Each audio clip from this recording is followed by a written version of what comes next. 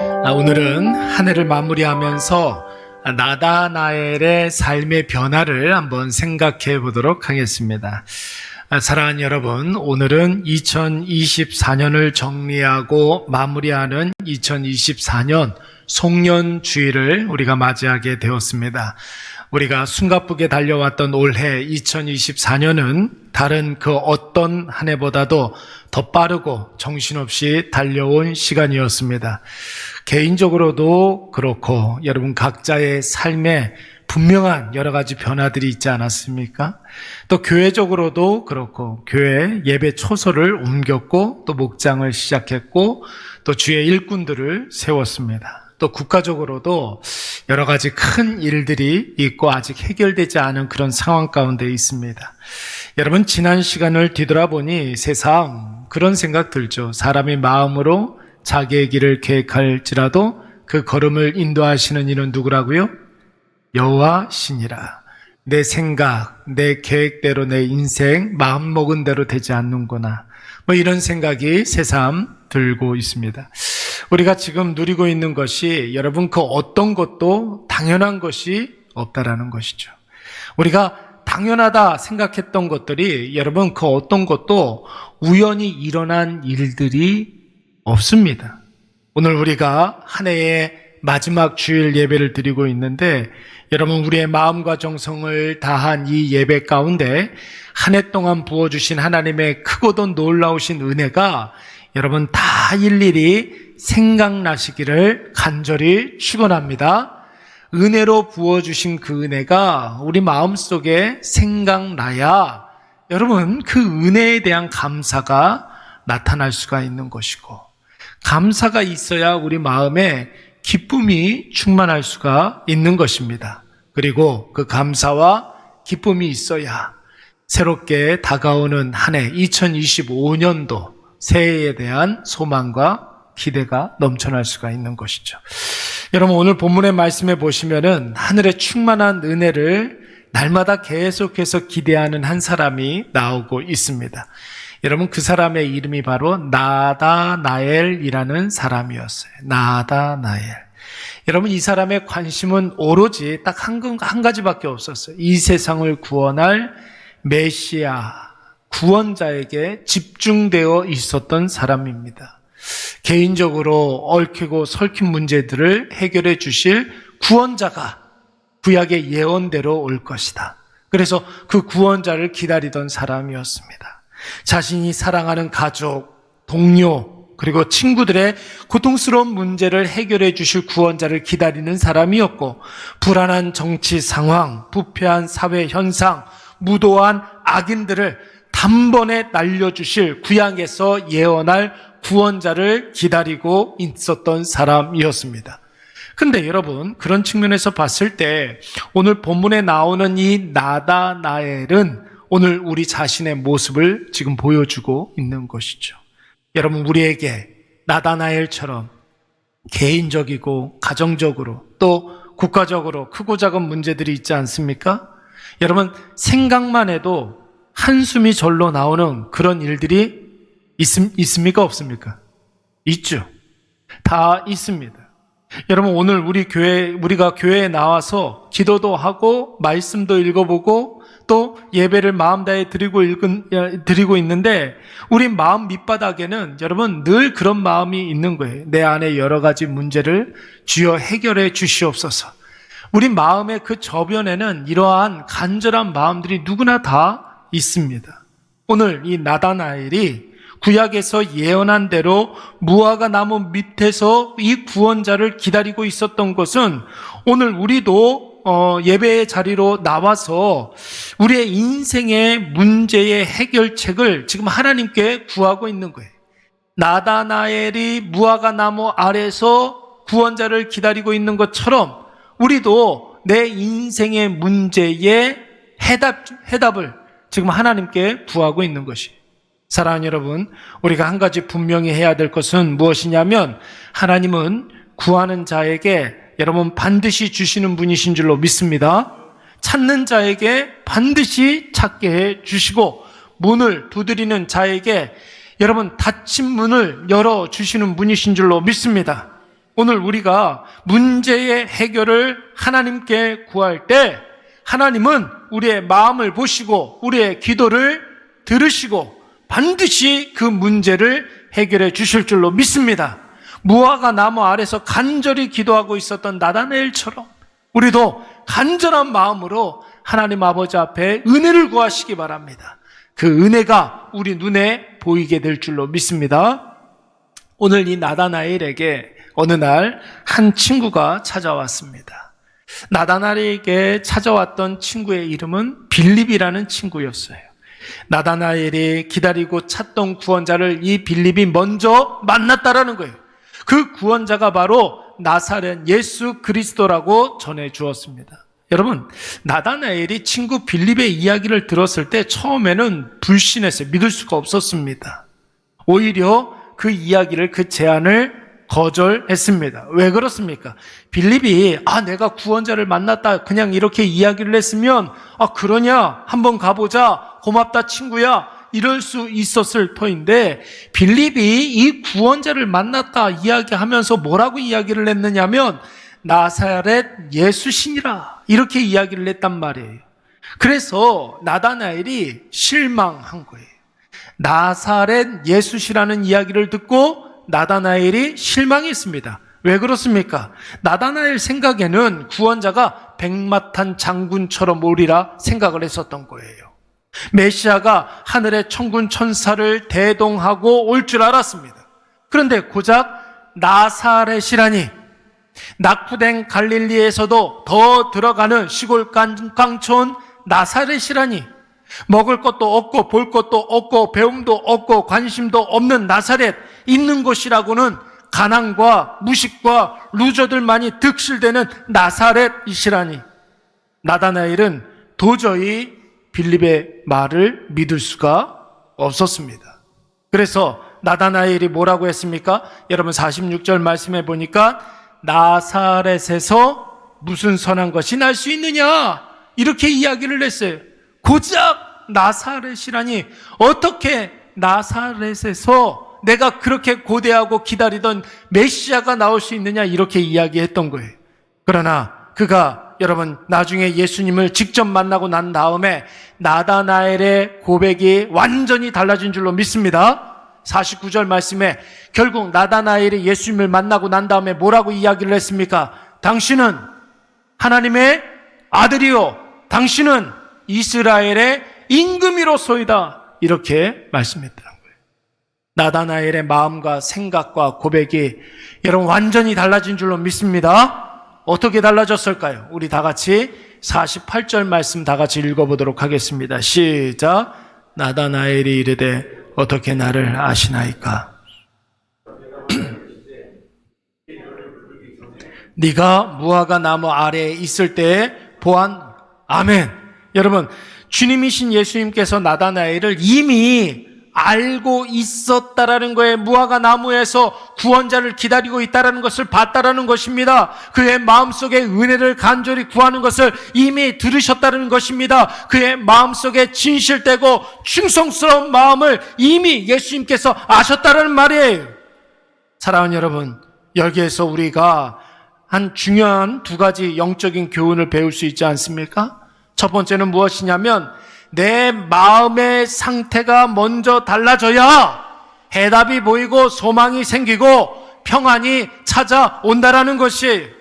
두 번째는 뭡니까? 그 변화의 시작은 두말할 것도 없이 예수 그리스도를 만나야 할 줄로 믿습니다.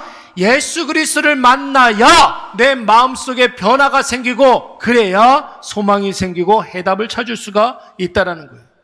여러분 지난 한 해도 여러분 목사도 사람인지라 저도 나름대로 개인적으로 가정적으로 고민한 바가 많이 있었습니다.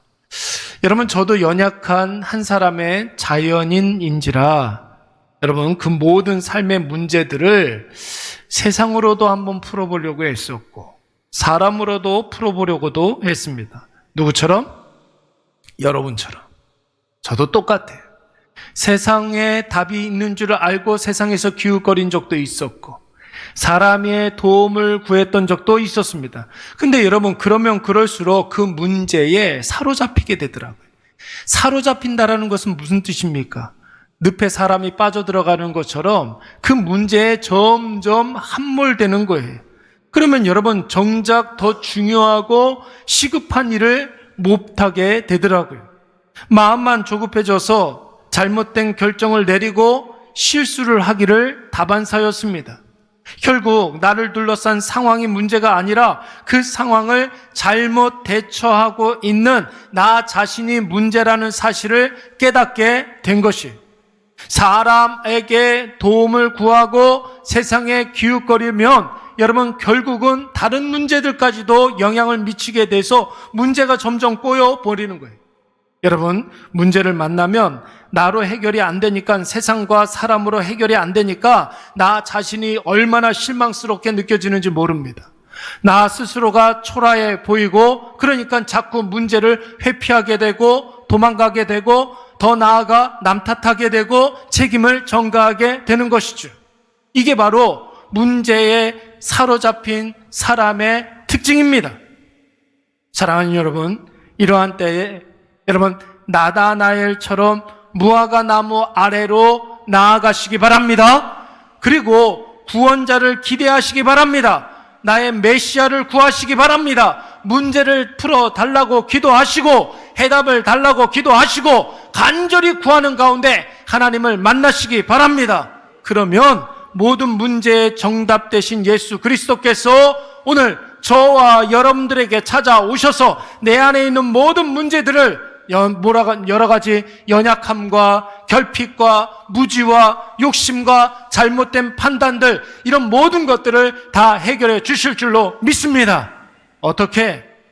나의 시선을 예수 그리스도께로 돌려서 예수 그리스도를 바라보게 하심으로 마음이 달라지게 하시고 생각을 달라지게 하시고 우리의 고백이 달라지게 함으로 말미암아 나사렛에서 어떻게 선한 것이 날 수 있겠느냐, 이런 고백에서 예수는 하나님의 아들입니다, 예수는 이스라엘의 임금이로소이다, 이런 고백으로 완전히 우리의 삶이 달라지고 고백이 달라지고 인생이 달라지는 놀라운 역사가 일어나게 하실 줄로 믿습니다. 근데 여러분, 마음만 달라지고 생각이 달라지고 고백만 달라진다고 해서 내 인생이 완전히 달라지는 것은 아니죠. 여러분, 인생이 달라진다라는 것은 모든 일의 시작과 과정과 결말이 달라진다라는 뜻이에요. 모든 일들의 시작과 그리고 과정과 결말이 달라진다. 이게 바로 인생이 달라진다는 것입니다. 그렇다면 여러분, 어떤 일들을 우리가 대할 때에 의미와 방법과 목표가 달라져야 된다는 것이죠. 그래서 어떤 일들을 대할 때마다 그 일에 대한 의미를 우리가 새롭게 할 수가 있어야 돼요. 이전에 내가 생각했던 의미 부여보다는 완전히 달라진 그런 존재로 그 일들을 대하는 태도가 달라져야 돼요. 그러면 여러분, 그 일을 대하는 방법이 달라지고 그 일의 결말이 달라질 줄로 믿습니다. 여러분 보세요. 같은 일을 겪어도 사람들마다 부여하는 의미가 다를 수가 있습니다. 그 일의 의미가 달라지면 여러분 그 일을 대하는 방법이 달라져요.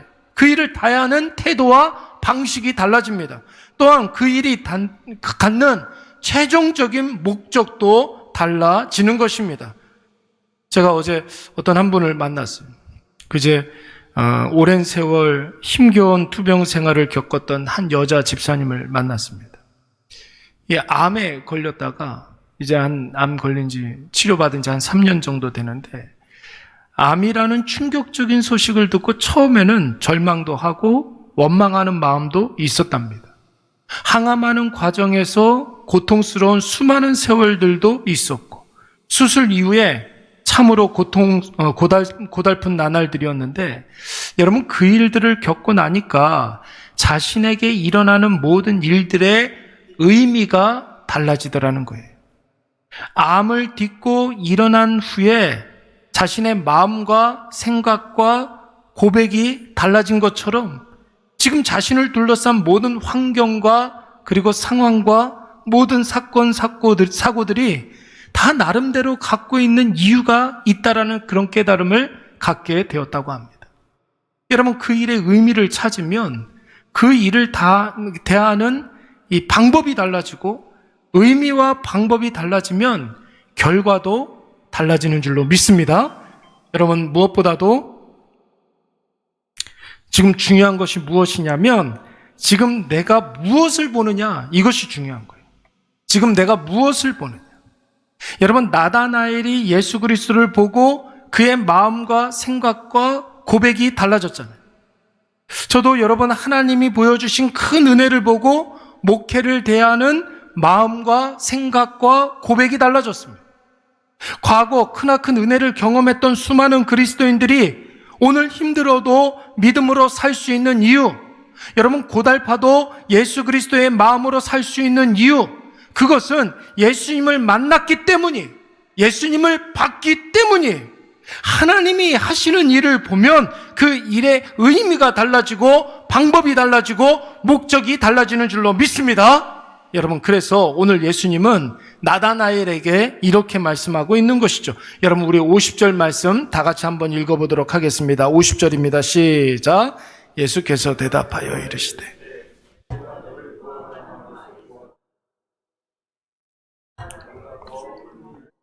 이보다 더 큰 일을 보리라. 나다나엘아, 네가 오늘 나를 보고 너의 고백이 달라졌느냐?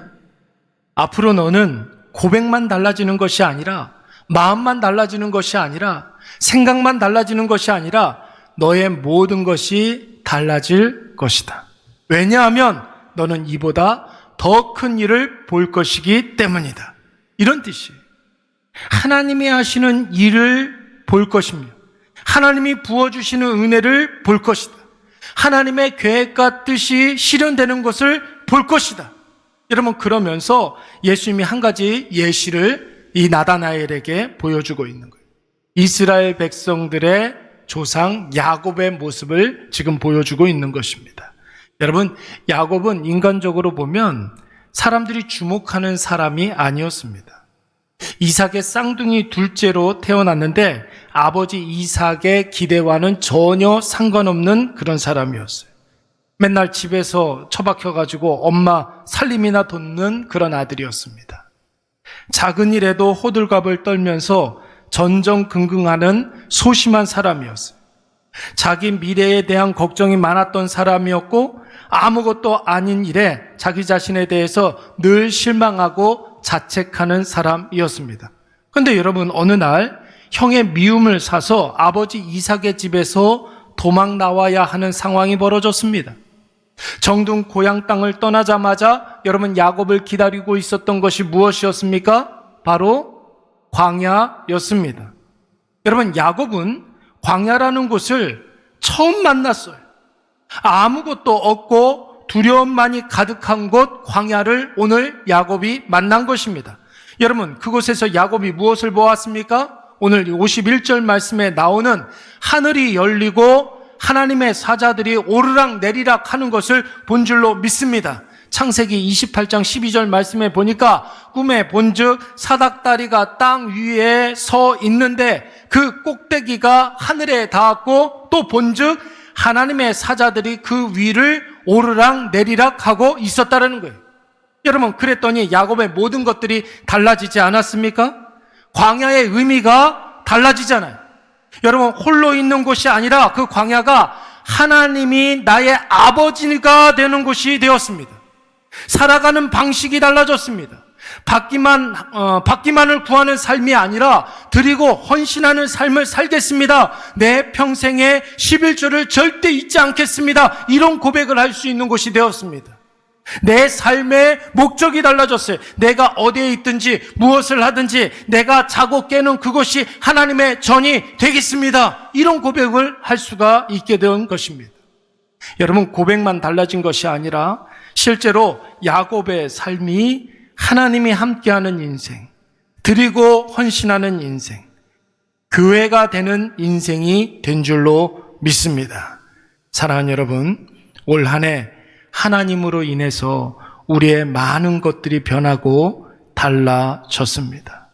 그러나 내년 한 해 이보다 더 큰 일을 보게 될 줄로 믿습니다.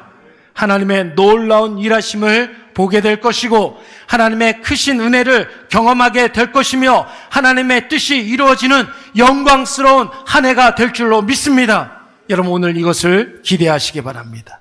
그리고 기도하시기 바랍니다. 주님, 나에게도 하나님의 사자가 오르락 내리락 하는 것을 보여 주시옵소서. 하나님이 반드시 예수님을 만나게 해주셔서 우리의 고백이 달라지게 하시고 하나님 하시는 일들을 보여주셔서 우리의 삶이 완전히 달라지게 하실 줄로 믿습니다. 이보다 더 큰 일을 보리라. 여러분 어디서 많이 봤던 말 아닙니까? 어디서 봤던 말이에요? 2024년도 우리 일회교회 표였습니다. 여러분 표대로 우리는 이전보다 더 큰 하나님의 역사를, 하나님의 은혜를 봤던 한 해였습니다. 이제 이전보다 더 큰 일을 봤던 한 해가 다 저물어가고 새로운 한 해를 맞이하게 됩니다. 여러분 내년 우리 교회 표가 뭡니까? 나의 마음과 정성을 다하여 심으리라 입니다.